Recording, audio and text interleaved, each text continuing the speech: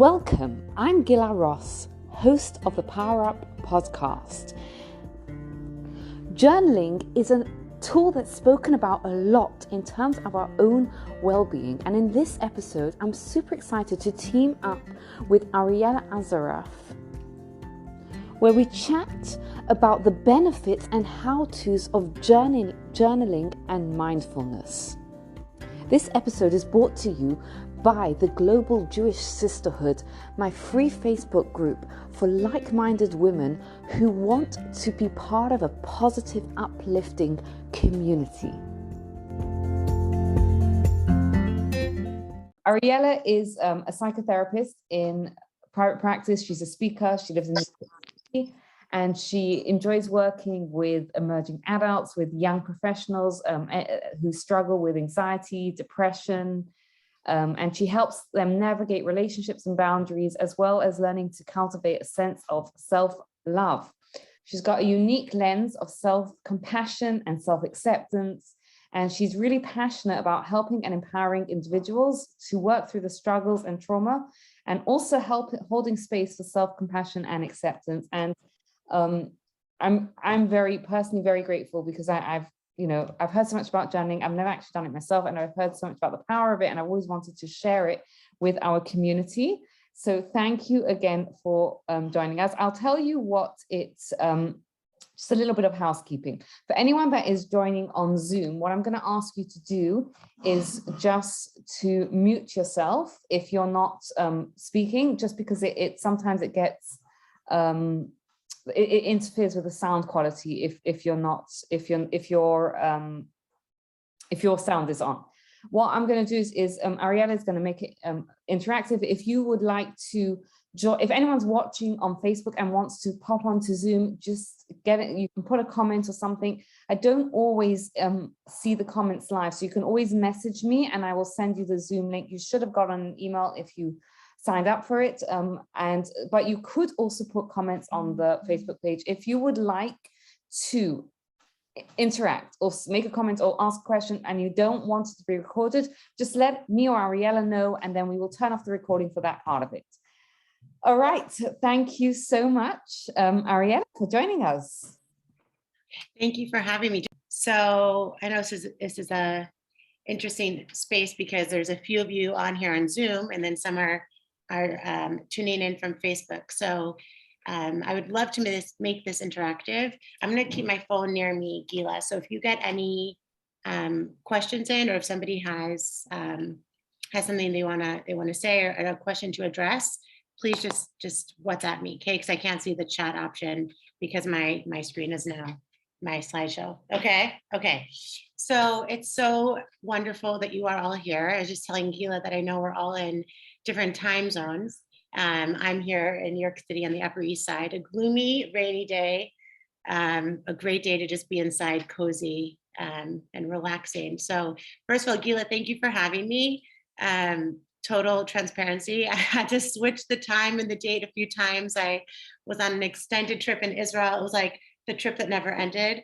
It's a new space for me to work virtually, so I just kind of kept the energy flowing through some of the Chagim. So thank you, Gila, for being patient and flexible with me. Absolutely pleasure. As I said, I'm just honored that you are going to share your expertise with us here tonight. So thank you. Yes. So I'm so happy to be here. And I think this is such an interesting, and thank you to all of you for tuning in. Because I always think that when we carve out time for ourselves, if it's time for self-care, this is a time of self-care, just like exercise, and just like going for ice cream with your friends, and just like making time to get your manicure, your Starbucks. This is also self-care, to really educate yourselves about ways to best help yourselves. And journaling and mindful moments is kind of the title that Gila and I chose, really being able to create space for you. So today, I really hope to help you all learn a little bit more about what is journaling and how do we kind of cultivate mindful moments. So thank you for being here, and you should thank yourselves for being here too. So I'm a very visual learner. So whenever I speak, I like to create some visual to give everybody, and specifically quotes. If I do have an active Instagram account for my private practice, and I think that it's so helpful for us to sometimes, as we're scrolling on social media, to come across quotes or different content that really helps us with inspiration just in the middle of our day. And I actually came across this one today just before I logged on here, and I was like, I have to add this. So your body cannot be in survival mode and rest and repair mode at the same time. So first of all, what better quote for a Sunday? Unless you're in Israel, I know you don't really have Sundays, but if you're in London or if you're in America, or if you're in Israel and you used to live here, you can understand the beauty of Sunday, of that sometimes we just need to rest, right? Sometimes we need that reprieve from the week. Sometimes we need that reboot to kind of get back into repair mode. And I don't know about you guys, but I know for sure that I'm feeling post the Chagim and post summer, I feel like the today is a total reset. And I can't say, I only see Gila's face, so you can like nod with me if you agree. But I feel like Sunday is today, especially, is just a reset for how the year is going to flow. That it's been so choppy. It's been kind of like Rosh Hashanah, then Yom Kippur, and then Sukkot, and then a small break, and then another, and then it was Shabbat, and it's so much. And our bodies can't be in survival mode and rest and repair at the same time. So what we're going to talk about today is the importance and the beauty of not only journaling, but also mindfulness, of taking a moment to kind of take a step back. And before we get into the different mental health benefits of journaling, mindfulness really means taking a look at your headspace, right? Taking a look at the thoughts that you're thinking in your mind and how they're making you feel, right? So the way to really approach that, and I use this example of when you make challah, right? That the most active part of making challah is actually when you put it away, not when you're kneading it, not when you're braiding it. It's when you set it aside and you let the yeast rise, right? But you can't touch it. You have to just let it be. So what mindfulness does is it creates space for us to just kind of like distance ourselves from the very thing that's causing us stress, anxiety, depression, right? Just feeling really down or overwhelmed. We sometimes need distance from something. And challah and the process of putting it aside is when it's activated. So I want to start by giving kind of that analogy, because what journaling really does, and I know, sometimes when I suggest journaling to my clients, they're like, okay, Ariella, that sounds so like hippity dippity, kumbaya. Like, what am I going to journal about? Where do I even start? And it could feel, I just want to kind of put that in the space that journaling can sound like exhausting, like, oh, that's not for me. So often, and I mostly work with young professionals, as Gila said, 20s, 30s, and even sometimes older adults, that they'll kind of be like, oh, that's not for me. When do I have, who even has a pen anymore, right? Like, we do everything on our phones. There's all these apps now for journaling, but we'll talk about in a minute how paper and pen is actually ideal. But journaling, first of all, just come into this with an open mind, right? So whatever association, I say that before I do meditation classes as well, before any association you have with journaling, just put it aside and allow yourself to be in an open space today as we learn about it, because it is quite helpful. So the different mental health benefits, and I created these slides so you can see the visual, it's not just me talking, as journaling really does reduce depression and anxiety, right? That it helps you really learn how to cope with intrusive and avoidant thoughts, right? So we're human, we have thoughts thrown at us all the time. And what journaling does is it helps you kind of organize events or organize your life in a way that makes sense for you. So it helps you really take a step back and connect to yourself. I know here in New York City, the hustle bustle nature is like, if you stop on the sidewalk for a minute, it's like, move, it's like, there's always this kind of intensity that you take on. I'm sure that happens all over the world, not just here, right? That there's an intensity and there's this hustle bustle nature to life. And that kind of causes us to feel anxious, and that can cause us to feel overwhelmed. And what journaling does is it allows you space from the noise. And when I say noise, I really mean thoughts, other people's opinions, other people's expectations of you, of what your life should look like or what your day should look like, right? We all kind of get into this space of comparing ourselves on social media sometimes, right? What my marriage should look like, what my dating life should look like, what my active, right? We all compare to the things we see. And what journaling does is it helps us kind of clarify how we feel about something. So it's taking a step back and it's distancing yourself from the should train. I call the should train when we think life should look like that, or we should have done that, or we should do this. And journaling creates space to say, okay, hold on, this is what is right now. Right. And when you're able to really label, that's my next piece, that when you label what is right now, it does create distance. because we could get so caught up in, right, when somebody is struggling, sometimes it's like, I don't know, like, I don't know what's going on. I'm just so overwhelmed. And you do know, right? We just don't take a second to step back and say, okay, hold on. These are the very things that are making me overwhelmed, or this person is overwhelming me, or I had this really difficult, I don't know, doctor's appointment, or I had this really intense exam. But if we don't give ourselves the space to clarify and find quiet, then we're never going to really label what it is that we're struggling with, right? Yeah, Yeah, I like what you please. said about that we do know, right? Because that really resonates, because it's true that, you know, that we do get into that overwhelm, and like we do, and I like, I really hear what you're saying. I love it that you know, it gives you that space to kind of like tune in and take a stop, a pause, and sort of sit and recognize what you do know. Well, I think we're so quick, and this is a whole talk in itself, but we're so quick to say, I don't know. You know, I worked with teens for many years, and I don't know was like, oh my God, it's like nails on a chalkboard. When a teen would say, I don't know, it would be so hard for me, you know, because that's a Band-Aid. Because when we don't really want to say, or we don't really want to label it, it's like, oh, I don't know. But when we get curious with ourselves, exactly, Gila, then we really do, we are able to access, you know, how we feel. So once you know how you feel, you're then able to determine, what do I need to do next, right? So the first step of doing that is often by writing it down. So I have some visuals, as I said, that's the kind of learner I am. So I like to provide for you guys what's helpful to me. So there's this on Instagram, and it's kind of here. If you could see my mouse, Journey to Wellness is an amazing account on Instagram where she puts everything in, and also Doodled Wellness. They do a lot of different mental health tidbits that they put into cartoons.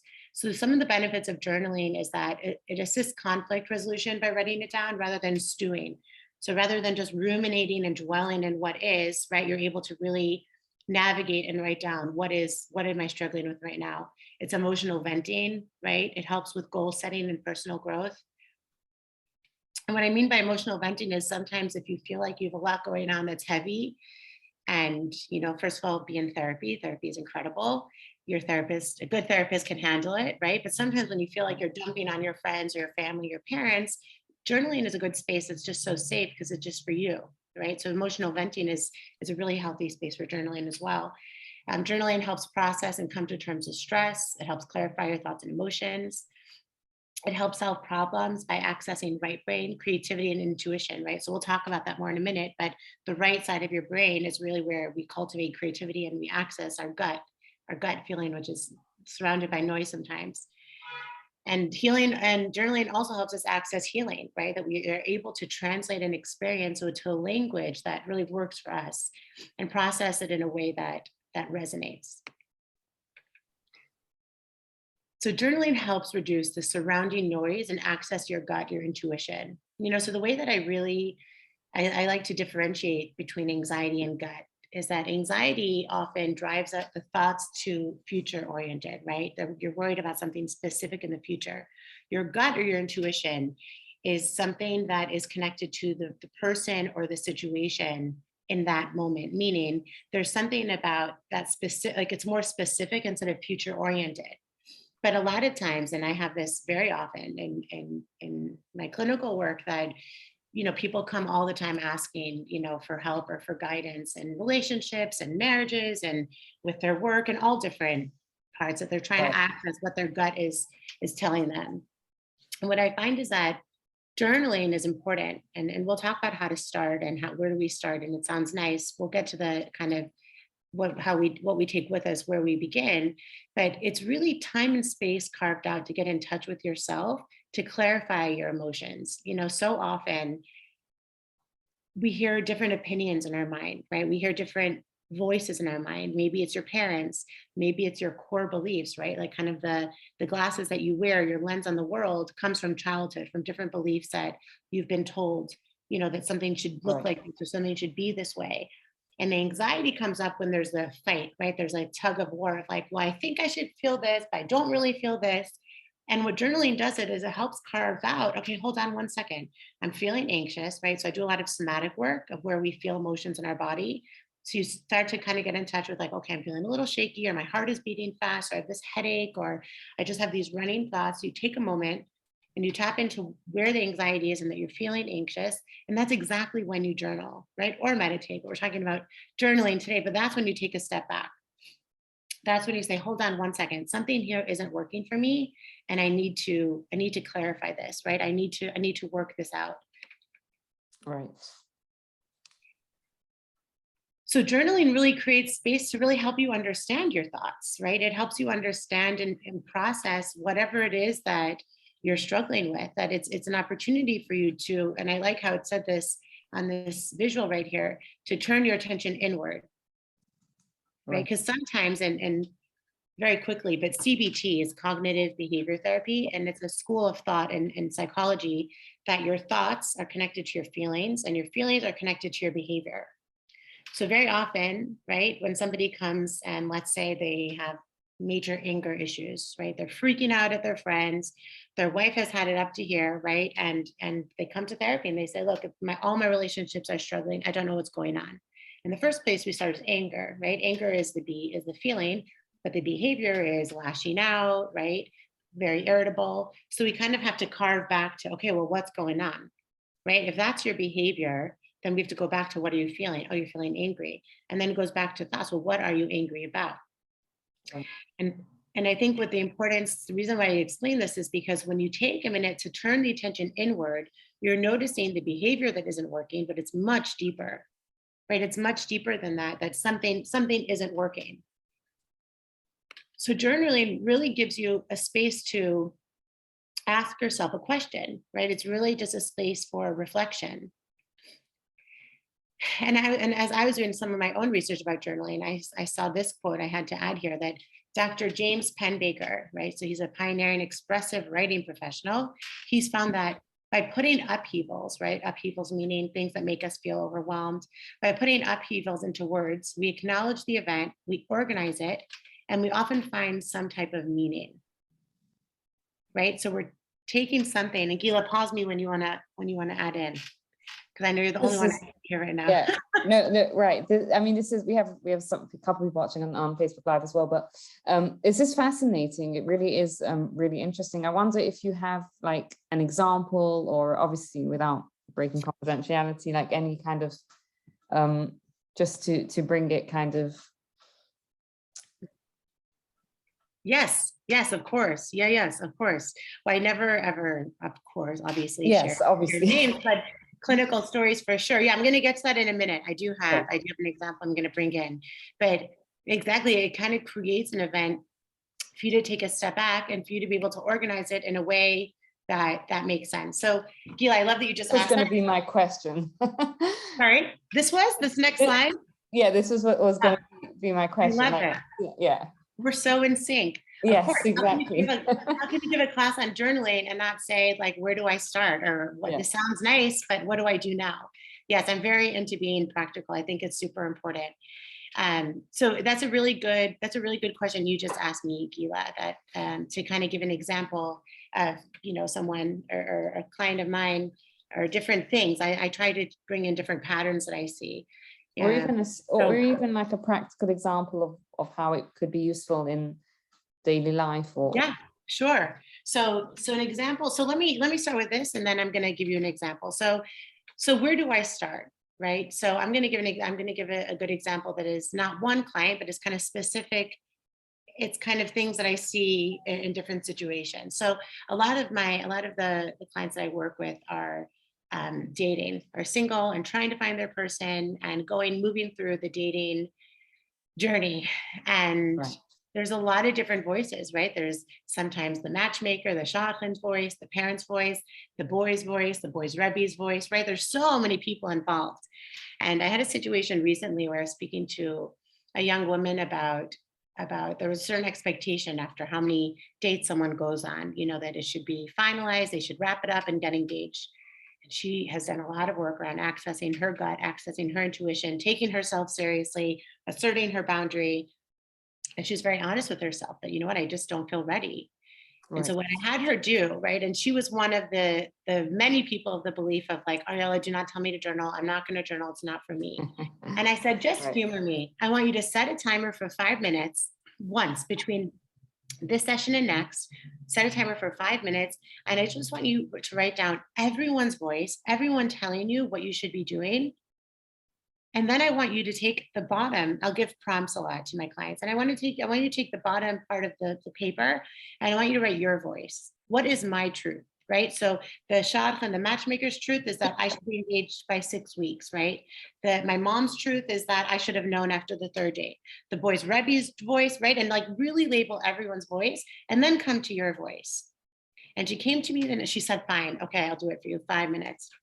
She Right. came to me the next session and she had said that it helped her so much, because journaling also, I'll do this a lot of times if I'm away or if it's a holiday or whatever it is, if we miss a session, if a client's on vacation, I'll say instead of our session time, take 5 or 10 minutes and journal a little bit, because that's carved out reflection space. But what that example I gave you with that specific woman is that she grounded herself in knowing that it was a means of a connection to insight within herself. Right? We have all the answers within. A good therapist will help you clarify, will help bring out what you already know, right? But journaling and really asking yourself reflective questions, which we'll get to on the next slide, that's how you really access a deeper connection with yourself. Right. And it's interesting because I don't know if this is related or not, but years ago, I read a strategy, like a lot of times when we have like so much going on in our head, right? So many different things like to-do lists and whatever, and it just takes up so much mental space. And the strategy I read was like, write everything down. And I guess it's the same principle here, right? Like, even if it's a to-do list, you write your whole to-do list down, and then you can move from one to the next because it's not it's not clogging up that mental space. And I guess it's the same thing here with your emotions, your feelings and whatever, that you get it down on a paper and then it's easier to organize because it's not occupying that mental space. That's exactly it, right? So when I use the word grounding, and that's why there's so much research that backs up that journaling reduces anxiety and depression, because instead of the thoughts just lingering and wandering and ruminating in your mind, you're grounding them by writing it down, right? So just like I also always say, whenever you feel anxious, feel your feet on the floor and take a breath, connect to what you hear, what you see, what you smell. Those are all grounding techniques to get you out of your head and into your body, right? Or out of your head and into the moment. So journaling, that's exactly right, Gila. Journaling is a space to be able to say, okay, I'm taking a step back from my thoughts. I'm feeling overwhelmed.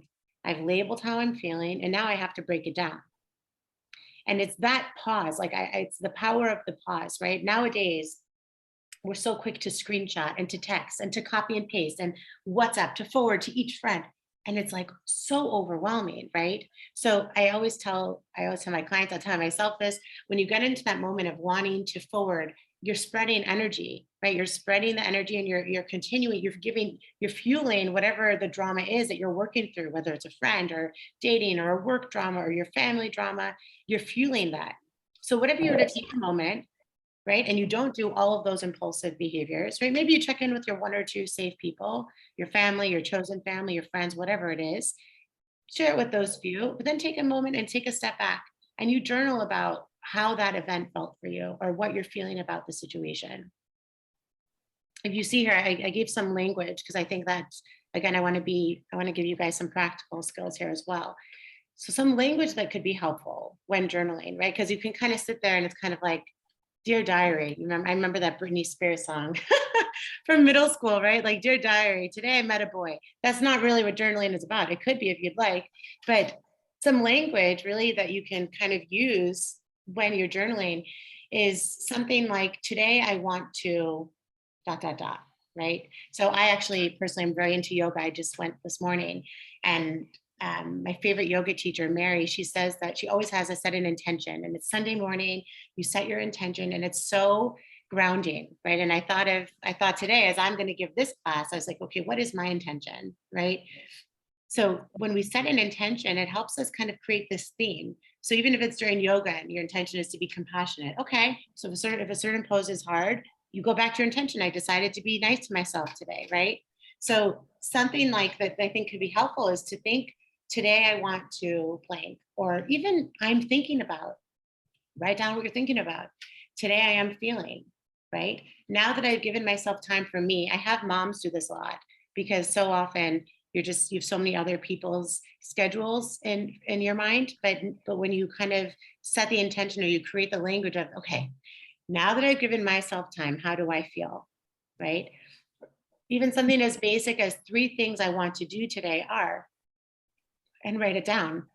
And I highly recommend the timer, right? I highly recommend the timer, that you're able to create just little moments of reflection. So it's not this like never ever ending process, that you could really say, my intention is to write down for 5 minutes what I want to accomplish today, or how I'm going to be kind to myself, and to really kind of give ourselves that space.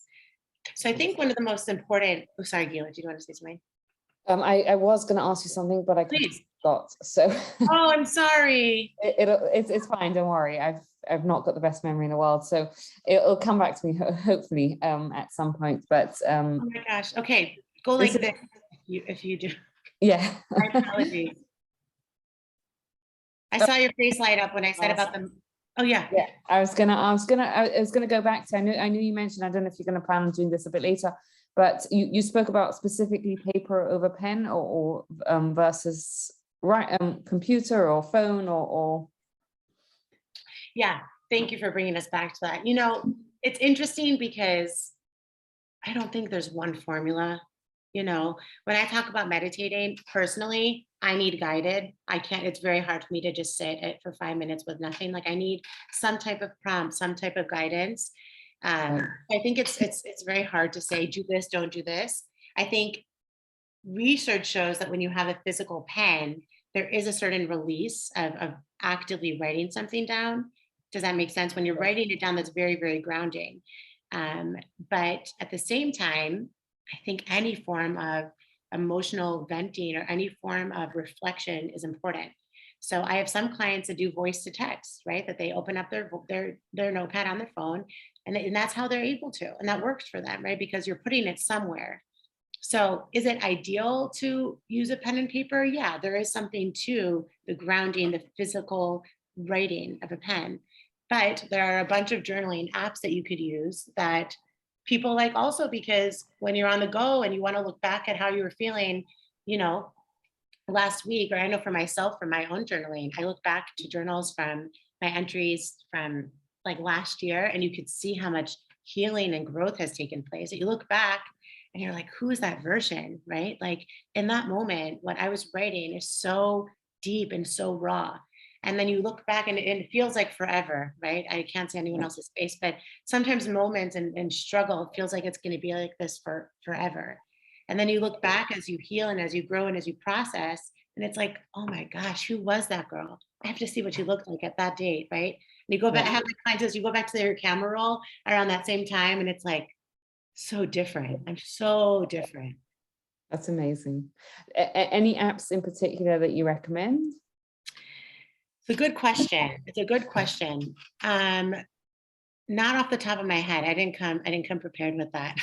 That's fine. But I could look and we could share maybe on the group. Because I have clients that use Google Doc. I have clients that use, I'm sure if you just Google like best journal apps, you could check it out. But I don't know that. But I'll just finish this. I'll finish up here because I want to be mindful of everyone's time. But the piece I wanted, just after I provided some language, oops, we're too far in. Oh, we're done. Hold on. Hold on. 1 second. Okay, here we go. There we go. So yeah, so an important piece, and if you're taking anything away from this workshop today, let it be this, that questions tend to take us deeper, right? And really, as we get to know ourselves deeper, we get to know everyone around us deeper as well. So I'm just going to repeat that because I think a lot of times, and a lot of my work, I deal with relationships, whether it's with family or with friends or with dating or with your spouse, is that you could really see somebody that doesn't know themselves so deeply, not from a place of judgment, but more from a place of observation, right? You can sometimes see like that person's really worked on, right? Or that person is really expansive, like the way they ask questions or the way they want to kind of work through conflict with me. And I do think that it starts with us. And yes, of course, therapy is important, but ask questions to yourself, right? The questions really take us to a more reflective, I call it like emotional territory, because the cognitive focus of thoughts is so judgmental. We're so hard on ourselves and we overwhelm ourselves. So when we ask ourselves questions, right, just like I was mentioning before, and we create space for reflection, sorry, then, right, we say, I'm thinking about it today, I'm feeling, or what about this specific friend or family member is hard for me? That takes you deeper. Now, I think people are, sorry, Delia. Sorry, no, that definitely resonates a lot, because as you said, earlier about the CBT, right? Like when you question, you kind of learn a little bit more about, what led to that behavior, what you're thinking, like what's really going on, kind of thing. Because sometimes, you react, but you're not necessarily reacting to this, you're reacting to something else. So. Oh, yes. Oh, yeah, for sure. And I always say anger is also very often sadness with the volume turned up. Like when we're angry, sometimes we're really just sad, right? Like it's coming off as anger, but I'm really sad at how she made me feel, right? Or I feel like I'm coming up as angry, but I'm really sad about my life, right? So I just want to be mean to everyone because I'm sad, right? But we can't know that until we stop and we say, okay, what is going on for me right now? And when we don't have this space of therapy, or when we don't have, which everyone should, right? If you're struggling, for sure, you don't need to struggle alone. But when you're struggling, let's say, and it's between your session, like take a minute and journal, like what is going on for me? I'm seeing that I'm not myself. I'm seeing that I'm not my best self. Instead of beating myself up, let me ask, what is going on for me? So it's taking us away from the cognitive focus of like, what's wrong with me? Why am I in this funk? No, and it's saying, hold on, what's going on? Something isn't right. So it helps us become more emotionally open with ourselves. And the last piece that I think is important to talk about is that journaling really does cultivate a place of gratitude. Now, whenever I talk about gratitude, I always need to preface by saying that there's a toxic positivity culture out there that I struggle with as a clinician, as a from woman. I think that sometimes, and I believe in spirituality is for sure a way to heal anxiety and to live a spiritual life, to live an authentic religious life, we have to infuse spirituality for sure. But I think that sometimes, and this is a whole kind of talk on itself, but we have to be very careful to honor difficult feelings and to create space to not always be okay and to not always be in gratitude, because the only way we can move to gratitude is to acknowledge and heal what's not working. Once we do that, journaling does cultivate a space for gratitude, that gratitude brings us happiness. It reduces anxiety, depression. It does improve our physical health. It helps us sleep better. And it does strengthen relationships and make us more resilient, right? Because once you start engaging and indulging in the dark thoughts, oh my God, it's a downward spiral into a rabbit hole of darkness, right? Right. So once you're able to really, and that's why journaling can help promote gratitude, because you're creating space for what's hard and not working. And then you could create space to say, okay, as all this exists, the magic word is and I'm grateful for my supporter, and I'm grateful for my job, right? Whatever it is, or I'm grateful for my friends, whatever it is that you can find space for. Journaling creates space to give like a container to what you're struggling with, and then to move to create space to find what is working, or what you're grateful for in your life. Yeah, because the truth is we always have that and in life, I think, and to not acknowledge the and diminishes one or the other, probably both, right? Because there's always things that's working, there's always things that aren't working, right? So well, but negates one truth. That's what I find is, especially in grief work, when you're grieving a person, a situation, when we often want to go to the word, well, it's all for the best, but you'll be okay. No, this was really hard and it's all for the best, right? Or this is really painful and you're super strong, right? Toxic positivity wants us to just go to this space of not feeling what's hard. And we have to feel what's hard to become grateful, or else the grief gets stuck and the negativity gets stuck. But I see this very often. When you allow yourself space to work through the pain, that's when you can create space for genuine gratitude.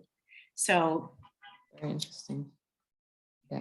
And it also creates the space for the growth, really, because if you can't acknowledge what's not working, you can't work through it. You can't get to a place where it works better.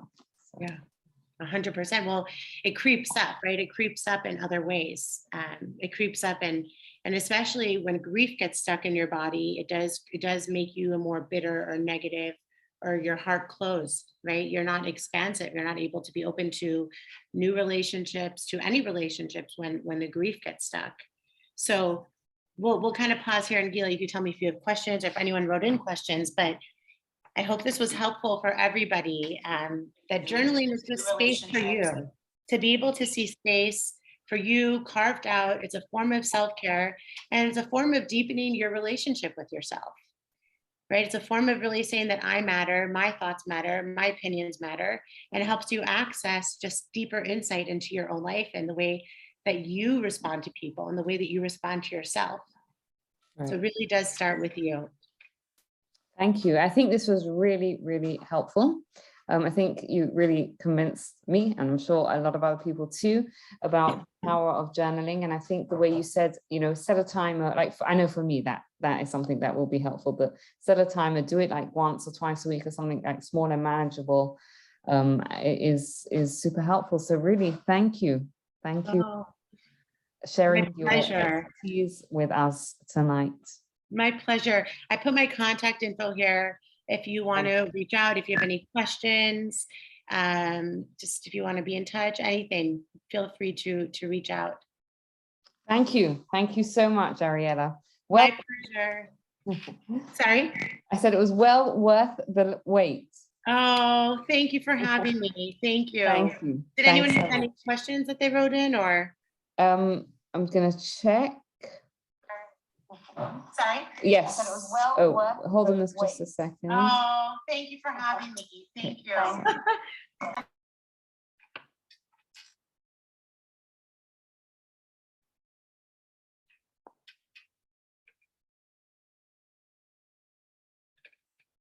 Sorry about that, Ariella. Yes. So we got a question. Does journaling help grief get unstuck? It's a good question. That's funny because I can't see on Zoom, so I can't ask her what I just said about grief. Answer her question, but I'll review that again. Does journaling help grief get unstuck? 100%. First of all, if you're moving through grief, and this is not an ad for therapy, definitely get yourself into therapy with a grief-informed therapist. I say that because there are so many therapists out there that are not grief educated or informed, and it's very important that they are. But if you, let's say you are in therapy and you're moving through grief, or whatever it is, you're not in therapy and you're moving through grief, journaling completely helps with that.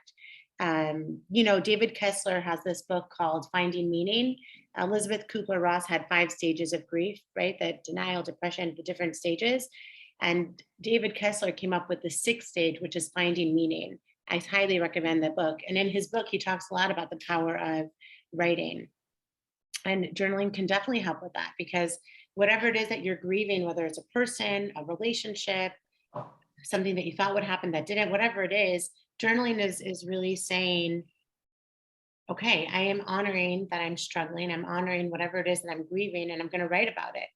So if you're writing to that person, that's so healing. If you're writing to, the situation and writing about it, 100%, yes, because we don't want grief to get stuck in our body. Thank you. Thank you so much. I think that's all for the questions tonight. Okay, perfect. Thank you for having me, Gila. Thank you everyone for joining in. All right. Thank you so much, Ariella.